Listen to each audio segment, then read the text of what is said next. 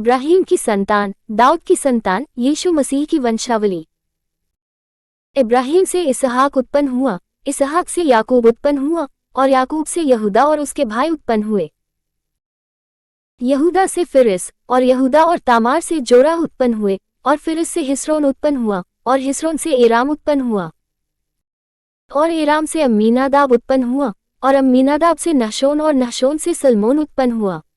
और सलमोन और राहाब से बोज उत्पन्न हुआ, और बोज और रूत से ओबेद उत्पन्न हुआ, और ओबेद से यिशै उत्पन्न हुआ, और यिशै से दाऊद राजा उत्पन्न हुआ।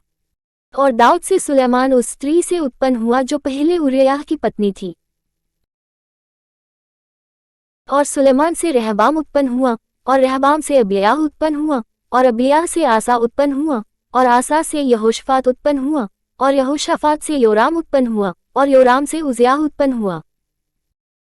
और उजियाह से योताम उत्पन्न हुआ, और योताम से आहाज उत्पन्न हुआ, और आहाज से हिजकिय्याह उत्पन्न हुआ, और हिजकिय्याह से मनश्शेह उत्पन्न हुआ, और मनश्शेह से आमोन उत्पन्न हुआ, और आमोन से योशिय्याह उत्पन्न हुआ।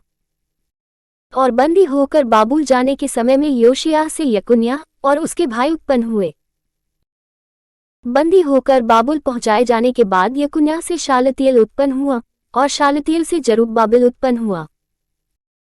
और जरुब्बाबिल से अबीहूद उत्पन्न हुआ, और अबीहूद से इल्याकीम उत्पन्न हुआ, और इल्याकीम से अजोर उत्पन्न हुआ।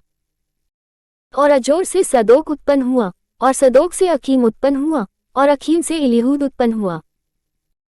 और इलीहूद से इलियाजार उत्पन्न हुआ, और इलियाजर से मत्तान उत्पन्न हुआ, और मत्तान से याकूब उत्पन्न हुआ।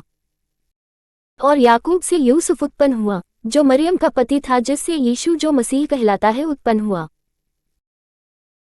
इब्राहिम से दाऊद तक सब 14 पीढ़ी हुई, और दाऊद से बाबुल को बंदी होकर पहुंचाए जाने तक 14 पीढ़ी, और बंदी होकर बाबुल को पहुंचाए जाने के समय से लेकर मसीह तक 14 पीढ़ी हुई। अब यीशु मसीह का जन्म इस प्रकार से हुआ कि जब उसकी माता मरियम की मंगनी यूसुफ के साथ हो गई, तो उनके इकट्ठे होने के पहले से वह पवित्र आत्मा की ओर से गर्भवती पाई गई।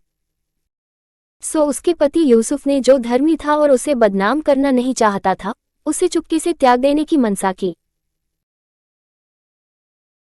जब वह इन बातों की सोच ही में था, तो प्रभु का स्वर्गदूत उसे स्वप्न में दिखाई देकर कहने लगा, हे यूसुफ, दाऊद की संतान, तू अपनी पत्नी मरियम को अपने यहाँ ले आने से मत डर, क्योंकि जो उसके गर्भ में है वह पवित्र आत्मा की ओर से है।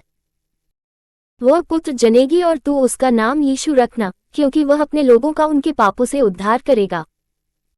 यह सब कुछ इसलिए हुआ कि जो वचन प्रभु ने भविष्यद्वक्ता के द्वारा कहा था वह पूरा हो, कि देखो, एक कुंवारी गर्भवती होगी और एक पुत्र जनेगी, और उसका नाम इम्मानुएल रखा जाएगा, जिसका अर्थ यह है, परमेश्वर हमारे साथ। सो यूसुफ नींद से जागकर प्रभु के दूत की आज्ञा अनुसार अपनी पत्नी को अपने यहाँ ले आया।